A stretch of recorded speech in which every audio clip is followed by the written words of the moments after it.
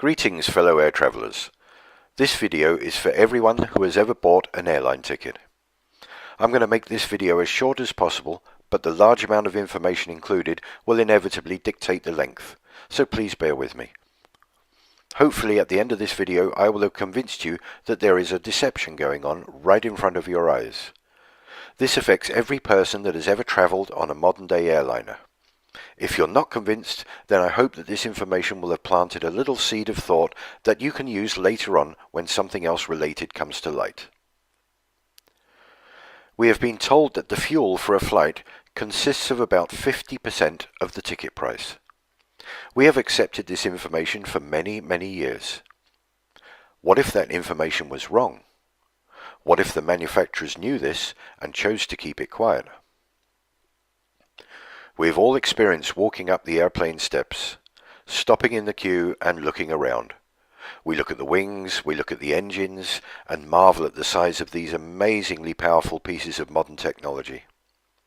Sometimes we also see the fuel being pumped into the wings. We think nothing of it. But what happens if we put our common sense hat on and take another look? The Airbus A380 is a truly amazing feat of engineering. In a purely bums-on-seats configuration, this aircraft can take almost 900 passengers.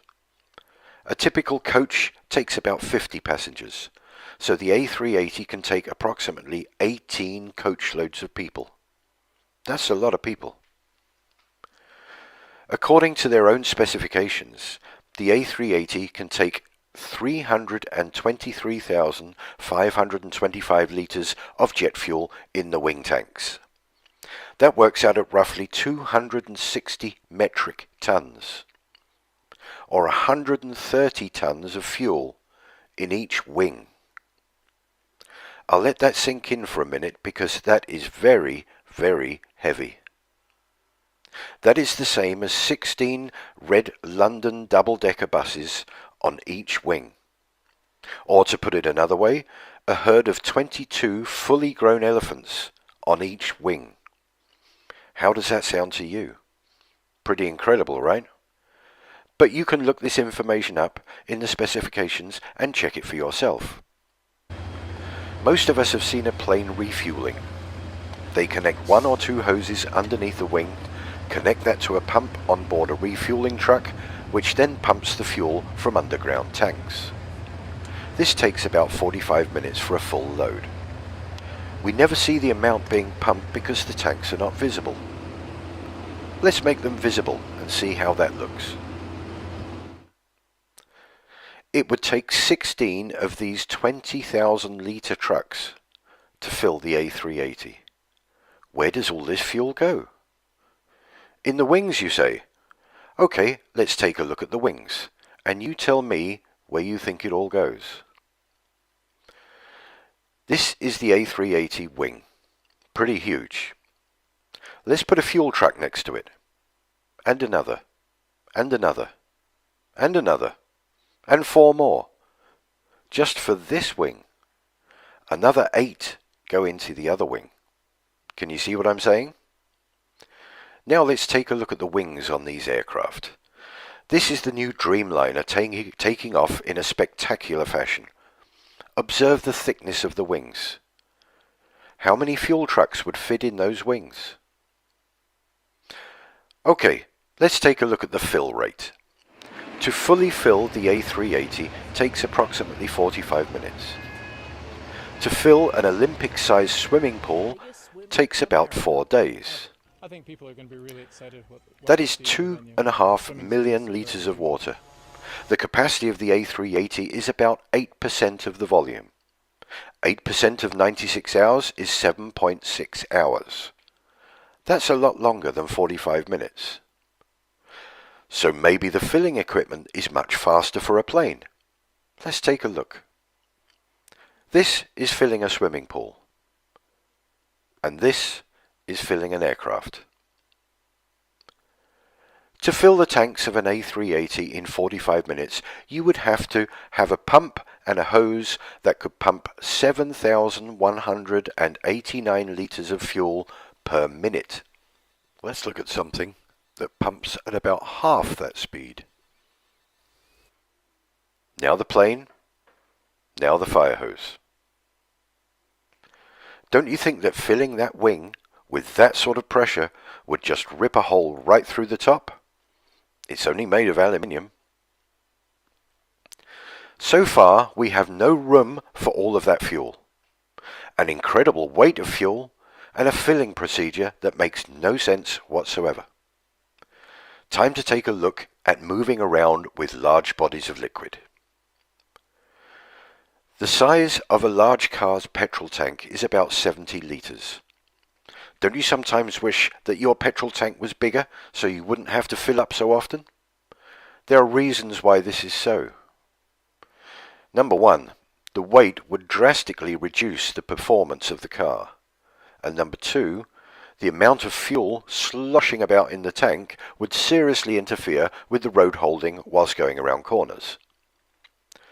This doesn't seem to be the case with aircraft using vast quantities of fuel.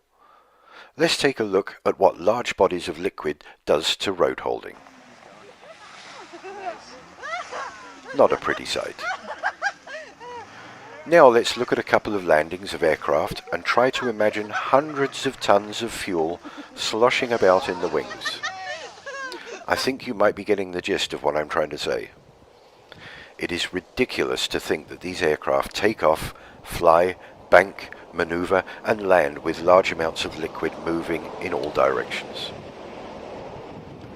The next video clip is from the US Air Force, showing the filling and strapping down of the large bladder tanks used for in-flight refueling of their aircraft. Bear in mind that these 3 tanks are only 9,000 US gallons. This is just under 10% of the fuel needed to fill the A380. Look at the lengths these guys go to and the amount of straps needed to stop this lot sloshing around. Also, this 9,000 gallons takes up a good portion of the aircraft's cargo bay. Where on earth would you fit 10 times this amount on an A380? Is it making sense to you yet? Let's move on to the workings of a modern fan turbine jet engine. Rather than explaining this myself, I will let this short video do the work for me. Observe that at the end they actually say that the secondary flow, which is only compressed air, is the major contributor to the engine's thrust. Hear that, boys? What is it? Just another narrow-body aircraft. Hey, my atoms are shaking. Strange. It sounds far, but I bet my last proton that beast is much closer than you think. Hold on, people. It's a LEAP-powered aircraft. A leap into the unknown. What on earth is a leap? Something you sure haven't seen before. Everybody get ready. We're going in. Can someone please tell me what just happened? Sure. The engine makes a plane move forward. Thrust is produced by air being pulled in by the fan blades. Then this air is ejected at greater speed through the exhaust, creating the required pushing force. This is a principle of Newton's law. For every action, there is an equal and opposite reaction. So how is this possible? General Souls, come with me to the bypass. Extreme sport freaks, with me, we'll hit the compressors, combustor, and turbines. The LEAP is a high bypass ratio engine, which means that a large amount of air bypasses the core of the engine to be ejected directly into the exhaust stream. The fan acts like a propeller. Its curved rotating blades accelerate the airflow into the engine. Lighter composite materials provide better efficiency and resistance. Here come the compressors. Get ready. Things are gonna heat up. Feel that? It's the low-pressure compressor squeezing us. Now, the high-pressure compressors. You're gonna feel the difference. Ultra-efficient compressors deliver optimum air pressure and temperature conditions for combustion. It's rising up now. Let's get toasted! Gentlemen, meet your kerosene counterparts. These guys are gonna light up your day. Already? We usually mingle inside. Not anymore. I thought there'd be more of you. Normally, yes, but in this engine, fewer of us are needed. This little kerosene particle is right. The LEAP engine burns less fuel than former engines. In addition, the fuel nozzles mix fuel and air before they enter the combustor, creating a homogeneous mixture that minimizes the peak temperature during combustion. This technology significantly reduces emissions. Okay, let's go. The combustion chamber. This is the heart of the engine, where energy is created through combustion of fuel and compressed air. Are you ready? Here comes the final blast. What a boost! Where are we now? Turbines, let's transfer our energy to them. This is the last extreme stage before we join the soft team. Enjoy. Advanced material and aerodynamics make the turbines much more efficient and durable. The pressure and speed of the hot gases provide the force needed to turn the turbines and its shaft, which in turn drives the compressor and fan. Come on, guys, don't hang around. We alone are responsible for 90% of the thrust from this baby. Here come those adrenaline junkies. So, how was it? Fast, hot, and fantastic. What a trip! Are you kidding me? It was us in the primary flow that did most of the job. Not exactly, kid. It's teamwork. We definitely need each other. We provided the energy to drive the engine, and they provided most of the thrust to make the aircraft move forward. Hey, boss. Sounds like we're in luck today. You said it. It's game on again, boys. Let's go.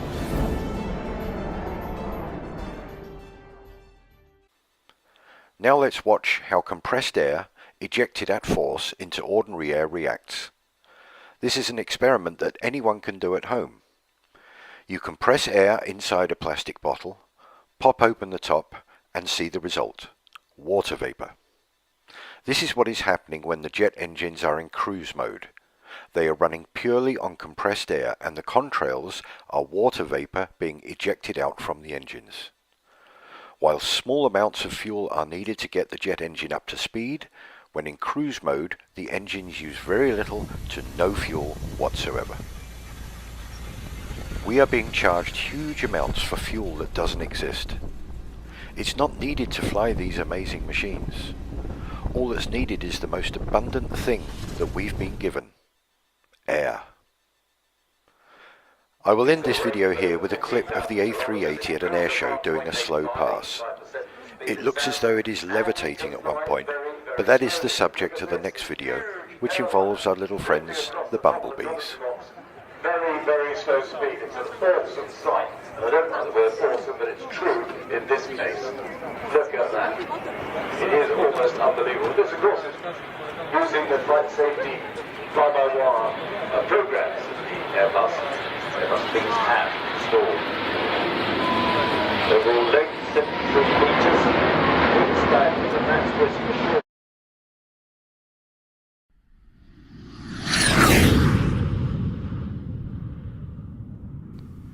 In part 1, we looked at the ridiculous amounts of fuel supposedly being pumped into these aircraft, and the possibility that the technology being used is way beyond the level they are telling us. To those who obviously misunderstood part 1, I need to clarify. The airlines claim that fuel constitutes 50% of our ticket cost. I'm not saying that fuel is not being used. What I'm saying is that it's a fraction of what we're being charged for and a minor part of flight technology. Come on, guys, don't hang around. We alone are responsible for 90% of the thrust. As stated in part 1, we have the engine manufacturers themselves saying that 90% of the thrust comes from the compressed bypass air and not from the combustion chamber. That's not me saying that. It's the people who design and make these jet engines. So it must be true, right? Yes and no. Let's get into it. To make sense of all this, we have to embrace the idea of the ether. The ether was a totally accepted element in the past. Before Einstein and his wife concocted the widely acclaimed relativity theories, everyone, including all of the scientists, knew the existence of the ether. In one fell swoop, Einstein got rid of the ether and everybody else followed suit. The age-old technologies used in the design of these aircraft and engines also utilize the properties of the ether. That's the bit they're not telling us. To do so would fly in the face of contemporary scientific thinking, and they would be forced to recognize the existence of this hugely important element. I said at the end of part 1 that I would be mentioning our little friends the bumblebees. Well, to do that, I first have to bring you up to speed with Victor and Victor. If you visit Victor Schauberger's Ripley's Believe It or Not page, you will find it sadly lacking in important information. This man was a master at decoding the secrets of nature, a prolific writer and far ahead of his time, yet the mainstream scientists chose to ignore his work and label him a nutcase. Just this fact should throw up a plethora of red flags with people. This man dedicated his whole life to the study of nature, and he came up with some truly fascinating stuff. Levitation, propulsion through the ether, and implosion technology, to name just a few. Let's start with implosion technology to show you that he wasn't just making this stuff up. As you will see in this clip, the gas that she's holding would normally be enough to blow a gaping great hole in her hand, but it doesn't. That's because it implodes rather than explodes. The force goes inwards rather than outwards. Implosion technology. In 3, 2, 1. You okay? You could judge by the loudness of the implosion that there was a great deal of energy created. Enough to seriously injure her, but apart from being slightly shaken up, she seems fine. Victor's main body of work was with water, but he postulated and demonstrated that this technology works just as well in other mediums, one of them being air, or the ether. Air is our medium, water is for the fish, but the two are intrinsically locked together because both mediums behave the same way when coerced. I highly recommend watching the links for Victor's work in the show notes. These patterns and properties are used throughout nature, in the environment, in trees and shrubs, in flowers, and in animals. Basically, the whole of nature conforms to these rules, and Victor figured it out. As I showed earlier, Victor confirms that using the vortex idea on an aircraft, it will literally suck its way through the ether rather than thrusting against the air molecules. Schauberger's central approach here was the principle of matter transformation. The elements of the air, particulate matter and gases are converted in this repulsator. One part escapes through the ring rotator, and the radiation energy, Schauberger talks about synthesis electricity, is emitted through the central axis. The repulsin creates a biological vacuum along the axis in front of it, into which the aeroplane is sucked.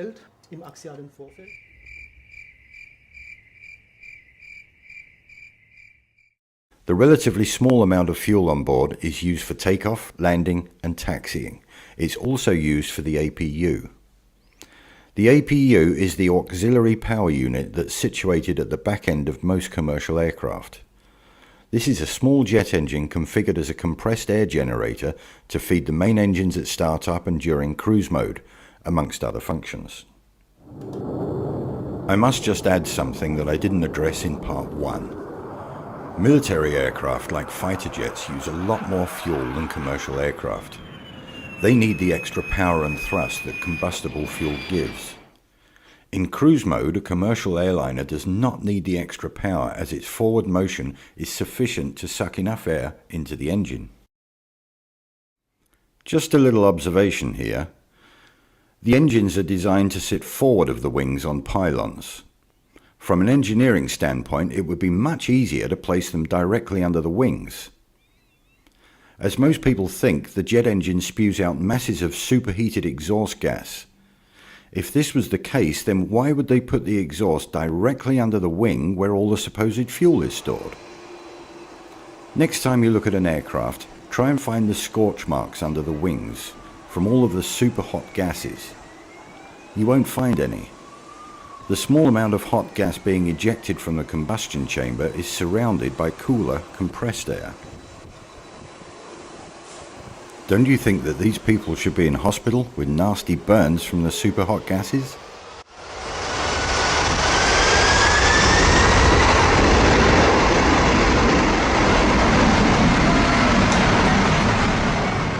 Before we leave Victor number 1, let's look at his vortex principles at work in real time. If you think his principles are just theories, then feast your eyes on this.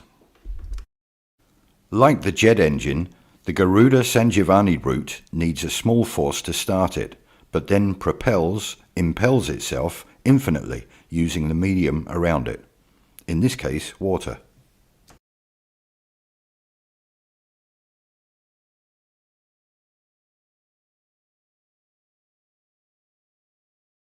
Despite the downward force of this water, the route impels itself even vertically, just as the jet engine does through the medium of ether. There is much more to talk about with Victor Schauberger's vortex principles and how the aircraft manufacturers utilize the natural forces of nature to assist flight, but I don't want this video to be too long. Again, check out Victor's work for yourselves and you'll see the connections. Time for Victor number 2. Viktor Grebennikov is lesser known than Schauberger, but his research and experimentation is just as extensive and important. It also derives its reasoning from nature. It's a man named Grebennikov from Russia. Grebennikov was kind of a non-conventional scientist. He was an entomologist, did a lot of work with bugs, entomology. And his favorite thing was to go out into the steppes of Russia and into the various outer hinterlands and camp out in the summers and study his favorite subject. This might look like a radio-controlled bee, but it's actually a bee with a little radar transponder on it, which means that we can track this bee as it flies around the field. And these little guys can carry 90% of their body weight in pollen, so it won't affect the way it flies. First of all, the bees are flying much faster than predicted, an incredible 30 miles an hour, even when fully laden. The next surprise is where the bees go. They almost always overfly potentially decent food. And once they've found their patch, they then repeatedly shuttle to and from it. And this is the really clever bit. In spite of 30-mile-an-hour crosswinds, whether out or back, they all fly in dead straight lines. A bumblebee can't fly aerodynamically. Yeah, and he's right. And I said, well, what did bumblebees do? And they said, well, they levitate. And I said, well, how's that? And he says, come on, I'll show you. And he showed me, he wrote a book, incidentally. I don't know if it's still in print. It's in the Library of Congress. The book is called Tomorrow's Energy Need Not Be Fuel. And in that book, he gave reference to what I'm talking about, that that of levitation, that the bumblebee, when he starts to beat his wings, when he starts to flap his wings, there's a little cavity, a hollow cavity next to the larynx inside his system that's hollow. And when he beats his wings, he starts to resonate this energy, and it goes back and forth, just similar to a guitar strumming on one side of the room and hitting the same chord on the other side of the room, or somebody hitting a high C and breaking a crystal. It's the same thing, it's resonance. And he said, what they do, they resonate. And when they resonate, they eventually reach the resonance of the field around them. And he explained it this way to me, that the Earth was, of course, spinning, but it was operating on a frequency of 8.5 hertz per second or so forth. And he says, once this bumblebee hits that resonant frequency of its surroundings, it becomes a free agent.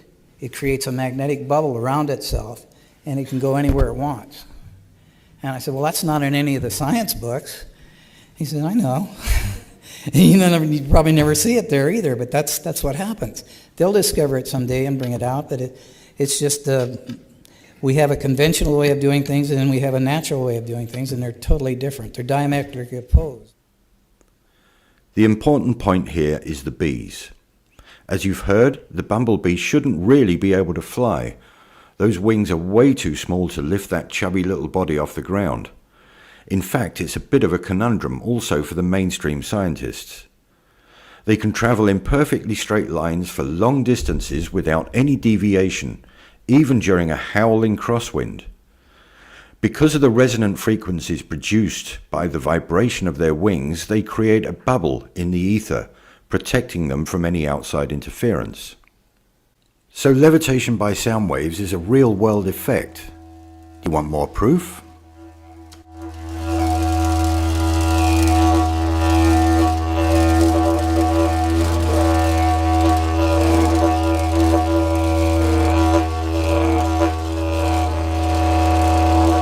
That the bug wings themselves were creating an anti-gravity phenomena under certain conditions. These technologies are known and used in modern-day aircraft manufacture. The vortexes being produced are helping the lift properties of the aircraft. This is why the engines are forward of the wings. If they were underneath the wings, then the vortex wouldn't do its job. It has to flow over and not under the wing. Next time you fly, try to listen to the hum of the engines. It changes pitch when going into and out of cruise mode.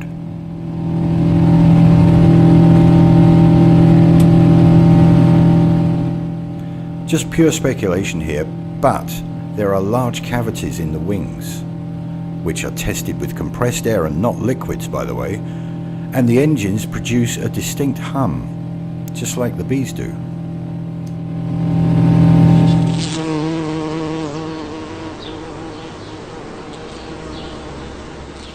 So the tale of two victors comes to an end. I highly recommend watching all the video links in the description box, as you will gain a much better understanding of the natural forces at work here. As always, this is just my own musings, and they are by no means definitive, but the scientific evidence and the observable effects definitely backs up the theory. Two highly intelligent gentlemen that have had their research largely ignored by the mainstream scientific community, but the manufacturers are covertly using the technology to fly their planes. As per usual, it's us, the consumer, who's losing out, while these huge companies are reaping the financial benefits. In part 3, we will look closer at the fuel tank explosion suppression techniques using the inert gas nitrogen. Nitrogen doesn't burn, but the question is, how fast does it expand when vaporized? Stay tuned and see you in part 3. Thank you for watching.